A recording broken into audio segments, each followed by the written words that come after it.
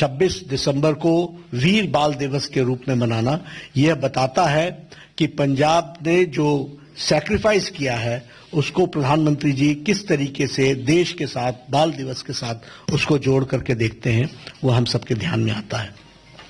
जो काम मोदी जी ने सिख भाइयों के लिए किया है, it is a matter of pride for all of us कि वो काम जो बड़े लंबे समय से लंबित थे उन कामों को पूरा करने का काम मोदी जी ने किया है। And again I will narrate, अगर FCRA का प्रतिबंध हरमंदिर साहब से हटा है और आज FCRA के बाहर हम के प्रतिबंध न लगने के कारण जो फॉरेन कंट्रीब्यूशन हरमंदिर साहब को मिल सकता है, इसका भी फैसला प्रधानमंत्री मोदी जी ने लिया। उसी तरीके से लंगर पर GST टैक्स हटाना यह एक बहुत बड़ा फैसला है और इस GST टैक्स के IGST टैक्स, GST टैक्स इसको हटाने का काम भी किया है। उसी तरीके से करतारपुर कॉरिडोर साहब, हम सब लोग जानते हैं, कैप्टन साहब जानते हैं, ढींडसा जी जानते हैं, लंबे समय से ये डिमांड चली आ रही थी कि करतारपुर साहिब कॉरिडोर बने और डेरा बाबा नानक गुरदासपुर से और एक कॉरिडोर की दृष्टि से वहां हम चाह सके इसकी योजना बने। 120 करोड़ रुपीस खर्च करके इस काम को भी किया गया। उसी तरीके से सुल्तानपुर लोधी रेलवे स्टेशन को मॉडर्नाइज किया गया, स्पेशल ट्रेन चलाई गई। सिख के दृष्टि से जो हमारे इंटरफेथ स्टडीज है उसको भी बढ़ावा दिया गया है और national institute for interfaith studies, इसका भी एक चेयर गुरु नानक देव यूनिवर्सिटी में एस्टैब्लिश की गई ताकि उस पर रिसर्च हो सके, ज्यादा से ज्यादा लोग इसके साथ जुड़ सके। उसी तरीके से ये जो हमारा प्रकाश पर्व था, गुरु गोविंद सिंह जी का 350वां प्रकाश पर्व, वह भी बड़े धूमधाम से प्रधानमंत्री मोदी जी के नेतृत्व में मनाया गया और जामनगर में 750 बेडेड हॉस्पिटल भी देश को डेडिकेट हुआ है, यह भी हम जानते हैं। उसी तरीके से फिर चाहे वो जलियांवाला बाग का जीर्णोद्धार का विषय हो और उसको मॉडर्नाइज करके उसमें लाइट एंड साउंड प्रोग्राम को करने की बात हो, वहां से लेकर के ये जो हमारे सिख भाइयों को लंबे समय तक ब्लैकलिस्ट किया हुआ था, उनको ब्लैकलिस्ट से भी उसको ब्लैकलिस्ट से हटाना, यह काम भी एक लंबे समय से ये डिमांड चली आ रही थी, इसको भी पूरा किया है। तो प्रधानमंत्री मोदी जी ने इसको पूरा किया है। This we should all remember. उसी तरीके से हम दिल्ली में बैठे हैं, यहां बहुत लोग जानते हैं 1984 का रायट सिख के ऊपर जो जिस तरीके से अटैक हुआ था और मैसेकर हुआ था, उस पर भी 1984 में इतने लंबे समय से जो न्याय के मिलना चाहिए था वो न्याय नहीं मिल पा रहा था। प्रधानमंत्री मोदी जी ने SIT बैठा करके और जो हमारे विक्टिम्स थे उनको उनके आंसू पोंछने का काम किया और जो दन करके दिल्ली में घूम रहे थे आज वो तिहाड़ जेल में हैं, उनको अंदर डालने का भी काम किया है। तो वो प्रधानमंत्री मोदी जी ने किया है, ये हम सबको समझना चाहिए। मित्रों, पंजाब के बारे में हम सबका कंसर्न है और कैप्टन अमरिंदर सिंह जी ने उस बात को कहा भी है। बॉर्डर स्टेट है, सिक्योरिटी का इशू है और जिस तरीके से लोग सिक्योरिटी के इश्यूज के साथ खिलवाड़ करते हैं उसको हम डिनाउंस भी करते हैं और देश को सिक्योर करने के लिए पंजाब स्टेबल रहे, सेफ रहे, इसकी आवश्यकता है।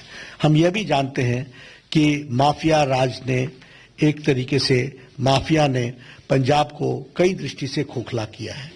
आज land mafia, sand mafia, drug mafia, ये सब लोग वहां पर एक तरीके से पंजाब को अंदर से खोखला करने का काम कर रहे हैं और इसलिए हम ये अलायंस ये कमिटमेंट के साथ आगे बढ़ता है कि हम इस माफिया राज को समाप्त करेंगे, ड्रग माफिया को नष्ट नाबूद करेंगे, लैंड माफिया, खनन माफिया, सैंड माफिया, ये जितने माफियाज हैं इनको हम बुक्स में लाएंगे और इनके खिलाफ एक्शन लेंगे, यह भी हम विश्वास दिलाते हैं।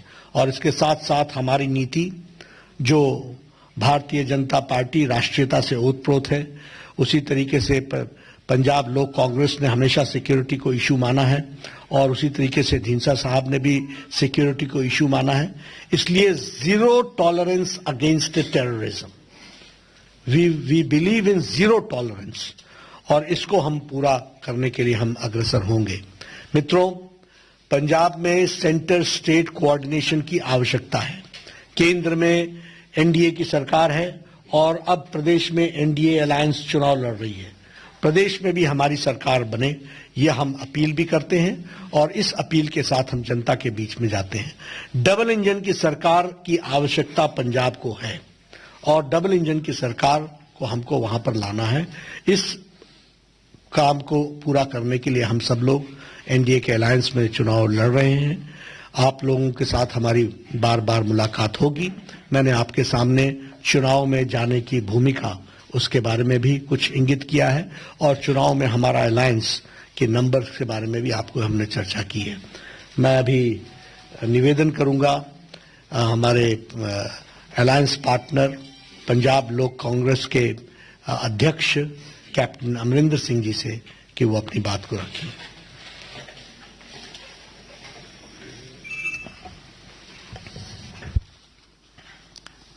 नड्डा साहब, सारे साथियों, आज एक हमारे लिए खास करके एक खुशी का दिन है कि we have been able to have an alliance with the BJP in Punjab. There were many times ups and downs and various thinking how we should go ahead about it and how we should move ahead. But finally, the consensus that emerged within our party, and I think also in Team Saab's party, he will of course say it on his own and tell you all what he thinks. The feeling was that for the sake of stability of the country, for the sake of our own, as the President has mentioned, on the security of the nation, as the area which he has already mentioned, 600 kilometers we have from Pathankot to Fazilka, which is for me, it was a formidable occasion to deal with it. I remember that there was a time which used to come when we used to give, there used to be these people going across the rivers, dropping off whatever they had to drop.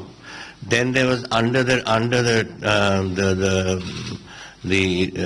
these wires which were put up, where people used to go tunnel under the wires and give all these weapons and whatever. And let me tell you, and I'm not saying this for any other reason, this has been my stand from the very beginning, that the amount of weaponry that has come in, what the President has mentioned, perhaps he has mentioned too little.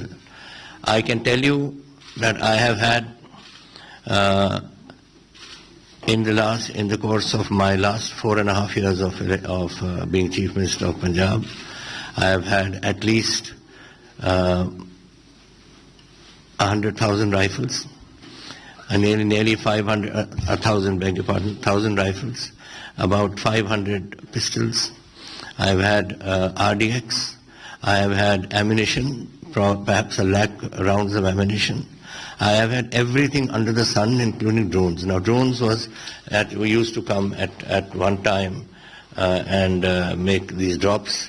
And this was last year when we started, just before the COVID period. That was the time when it used to come. And I used to then wonder that what is the objective of this whole exercise. And then we followed it up, and we followed where these drones were being dropped. It was the BSF, it was us, the Punjab police, and it was our own people who were giving us information. And we found that they were being dropped at particular points. Now, what is an object of a drone?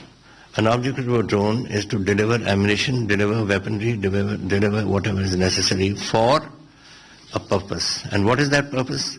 The purpose is to carry out some sort of nefarious activity. And that is what happened to us there. And it was not only that. First they used to jump across the river. Then they used to go to about 6 to 7 kilometers away. And then finally, when Government of India took a decision, which was the correct decision, that they should be 50 kilometers from the border, should be kept there, it was considered absolutely essential. And the reason, I'll tell you why. Because on the 20th of July, that is just about 2 months before I was given the sack, and that 20th of July, the delivery of those weapons went up to 31 kilometers. Now 31 kilometers, and then you have a scenario developing when the technology is improving. You've got drones coming in, which can take a higher payload. It can take a higher distance it can cover, and it was quite apparent to us that this was only a beginning. And we were eventually going to go up to 50 kilometers, 60 kilometers, 70 kilometers, and whatever it else may do. And when that happens, what is the purpose? After all, when a person delivers something, it is for a purpose. It is for weaponizing some place, for using it for some purpose, and for seeing that it is used in some nefarious activity which Pakistan wanted to do.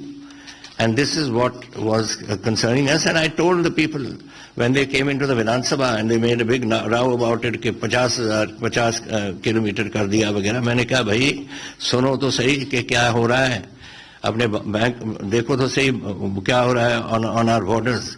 I joined the army in 1963, and in 1964 I was in the Western Command. And from Western Command was in Simla in those days. From Western Command till the time that the war came in 65 and then 71 came and all, there was not one day where there was no firing taking place and no soldiers of ours getting killed. Which is why I said so to Mr. Sidhu. What are you going around hugging around these people who are killing our people every day? Every day. There's not a day that passes that our boys are not shot. And since the day I took over in 1917 and till the day I left it on the 18th of this month of September, I had 83 of my soldiers of Punjab being killed. I'm not talking about Himachal Pradesh, about Garhwal, about the Rajput regiment or some other regiments which exist. Actually, this was taking place. And this is where people don't understand the urgency of this business. We need it. We need, as the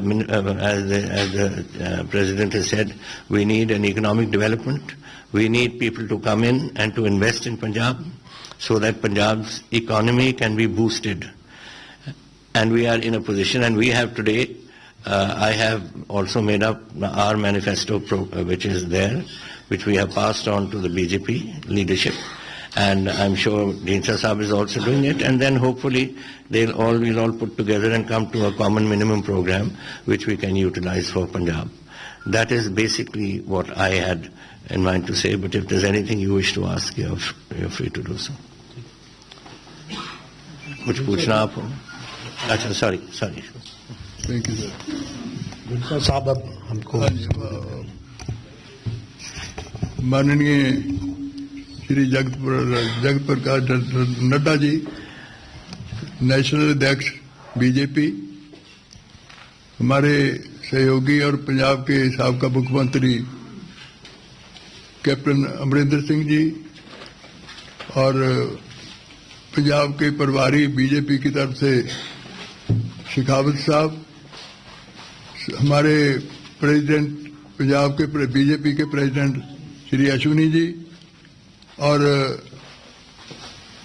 देश के दो और मंत्री सत्कारयोग पुरी साहब और सोम प्रकाश जी जो पंजाब से संबंध रखते हैं, और मेरे प्रेस वाले बहनों और भाइयों, नड्डा साहब ने बहुत डिटेल पे आपको बहुत कही है, मैं दोहराना नहीं चाहूँगा। उसके बाद कैप्टन साहब ने अपने तजर्बे की बात, कैसे देश को खतरा है, उनकी बात कही है। लेकिन जो मैं कहना चाहता हूं कि हमारा गठजोड़ क्यों हुआ है, किसके लिए हुआ है, वो इसलिए कि पंजाब की सिचुएशन बहुत खराब है। कुछ ये हुआ कि पंजाब इंडस्ट्री नहीं है, इंडस्ट्री जा रही है। एग्रीकल्चर में भी बहुत कर्ज हो गया, लोन बहुत 3 लाख से भी ज़्यादा लोन है, और कोई ऐसा साधन भी नहीं है जिससे ये कह सकें कि पंजाब दोबारा अपने पैरों पर लाने के लिए हमने इकट्ठे होकर बात की है। मैं आभारी हूँ नड्डा साहब का और बीजेपी की लीडरशिप का कि उन्होंने शेखावत साहब को पंजाब का प्रभारी बनाया, जो बहुत ही डूंगाई पर सोच रहे हैं और डूंगाई पर जाते हैं और जाने के बाद कोशिश करते हैं कि कैसे ये हल हो सके। दूसरा ये है कि कोई भी इलेक्शन आती है तो कभी हिंदू सिख का मसला, कभी हिंदू मुसलमान का मसला, कभी हटाना वो शुरू कर देते हैं। जो हमारे भाईचारे एकता है जिसको हम कहते हैं, उसको ठीक रखने के लिए हमने फैसला किया कि हम इकट्ठे तीनों पार्टियों मिलकर करेंगे और पंजाब का माहौल ठीक रखेंगे, इलेक्शन ठीक होनी चाहिए। और इसके अलावा हम आभारी हैं प्रधानमंत्री जी के कि उन्होंने बहुत मांगे हैं, जो पहले तो लेट आए ठीक है, लेकिन किसानों की जो एक्ट थे जिसके लिए बहुत 1 साल तक लड़ाई चली, तो उसको उन्होंने विड्रॉ किया। और खास करके मैं ये भी कहूँगा कि सिखों के लिए भी उन्होंने, जैसे नड्डा साहब ने कहा कि वीर बाल दिवस, जो गुरु गोविंद सिंह जी महाराज के 2 साहिबजादे, छोटे साहिबजादे हैं, जितनी बड़ी उनकी कुर्बानी है, शायद इतनी छोटी उम्र में किसी की ना हो। किसी ने 70 साल हो गए, 75 साल, किसी ने याद नहीं किया, तो हमारे प्रधानमंत्री जी ने किया। करतारपुर लांघा किया और ब्लैक लिस्ट खत्म की, और भी बहुत बातें हैं। मैं उनको सभी पर नहीं जाना चाहता, लेकिन मैं ये कहना चाहता हूं कि कुछ बातें ऐसी भी हैं जो हम बैठ के तय करना भी चाहेंगे, इलेक्शन में नहीं, इलेक्शन के बाद। कुछ सिखों में, क्योंकि पंजाब में सिख बहुत तादाद में है, सभी बाहर के सिखों का भी कोई ना कोई कनेक्शन पंजाब में है, तो चाहेंगे कि उनकी जो डिमांड है कि हमने मेरी पार्टी ने होम मिनिस्टर साहब को भी मेमोरेंडम दिए 2, जिसमें ये था कि जो सिख कैदी अपनी सजा पूरी किए हुए हैं उनको आप छोड़ दें। बड़ी देर हो गई, 20-20 साल, 30-30 साल से बैठे हैं वे जेलों में। और कुछ और भी हैं मसले जो आज मैं यहाँ पर बहुत दोहराना नहीं चाहता, जो सिखों के हैं, जो काफी कुछ हल भी किए हैं, कुछ रहते भी हैं। इसके अलावा पंजाब की सिचुएशन है, एग्रीकल्चर की बुरी हालत है, बहुत लोन हो गया, किसानों पर भी बहुत लोन है, उसके लिए भी हमने लिख कर दिया है। और इसके अलावा इंडस्ट्री चली गई। मैं नड्डा साहब बैठे हैं, हमारी कैबिनेट के 3 और मंत्री बैठे हैं। मैं इनको एक रिक्वेस्ट करूंगा कि पंजाब को बचाने के लिए, पंजाब की इंडस्ट्री को बचाने के लिए, क्योंकि इंडस्ट्री तो चली गई सारी, उनको बचाने के लिए कोई ना कोई ऐसा हल की, क्योंकि कोई भी साधन हमारे पास नहीं रहा। जो रहा है उस पर जैसे कहा है कि ऐसे चाहे रेत माफिया हो, माफिया चले हुए हैं, चाहे ट्रांसपोर्ट माफिया हो, चाहे कोई माफिया हो, वो माफिया चल रहे हैं। उनको रोकने के लिए हम तीनों पार्टी कोशिश करेंगे कि मिलके उस पर काबू पाया जाए। इसलिए पंजाब को बचाना सरहदी स्टेट है और बैरियर के जिसके लिए नड्डा साहब ने बड़ी डिटेल बताई है कि इन्होंने पंजाब ने क्या क्या किया है, चाहे देश की आज़ादी हो, चाहे देश के बाद जंगें लड़ी हो, और चाहे फूड सिक्योरिटी की बात हो, तो पंजाब ने लीडिंग रोल अदा किया है। तो मैं चाहूँगा कि हम तीनों बैठ के मिलके उसको सुलझाने के बाद अगर सरकार बन जाती है, हमारी कोशिश करेंगे, तो हम उसको सुलझाने के लिए कोशिश करेंगे। इसलिए हमने इकट्ठे होकर फैसला किया है कि पंजाब को बचाना बहुत जरूरी है, पंजाब को उस रास्ते पे दोबारा लाना उस पे बहुत जरूरी है। इसलिए हमने सभी ने मिलकर बात किया है। तो मैं समझता हूं कि हम दोनों तीनों मिलके इसको दोबारा उसी लाइन पर ले आएंगे। बहुत बहुत मेहरबानी। और क्योंकि बहुत लंबे से बड़ी डिटेल बता दी है, मैं बातें करता रहूं तो अच्छा नहीं है। बहुत बहुत मेहरबानी। धन्यवाद। मैं धन्यवाद करना चाहता हूं तीनों ही पार्टियों के नेतागणों का, मंच पर उपस्थित सभी नेतागणों का, और आप सब मीडिया के मित्रों का भी, कि आप सबने आज अपनी इस प्रेस वार्ता में अपनी उपस्थिति दर्ज की। बहुत बहुत धन्यवाद।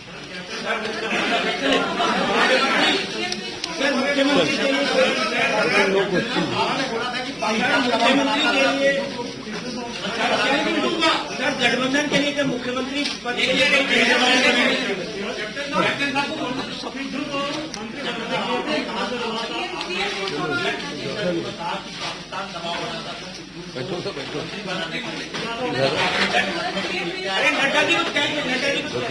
तुम सवाल पूछो। Thank you. बैठो सर, एक minute. Let me tell you one thing first. How is our association with Pakistan? Patiala had 40% of its population was Muslim. Okay?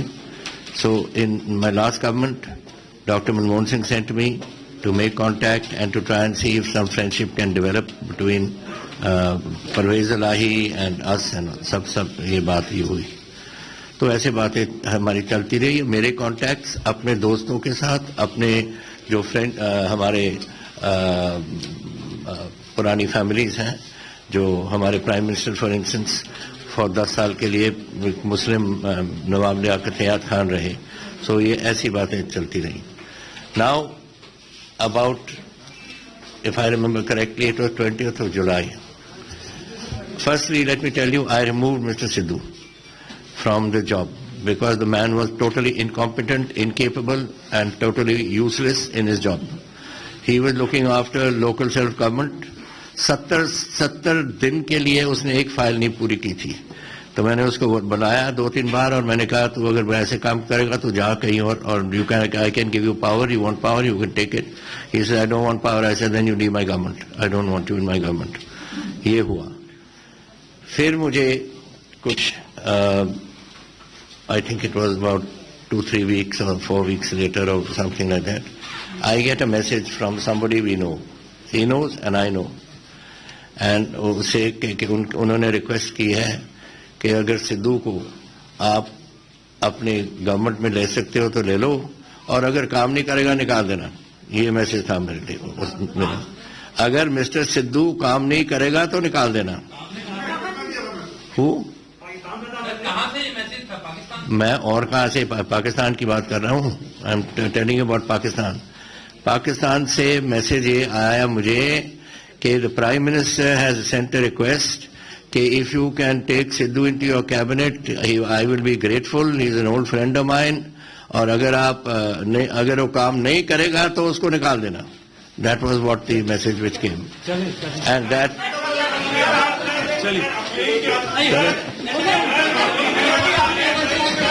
हम सब कुछ समय समय पर बताते रहते हैं। आप देखिए आज आपको नंबर बता दिया।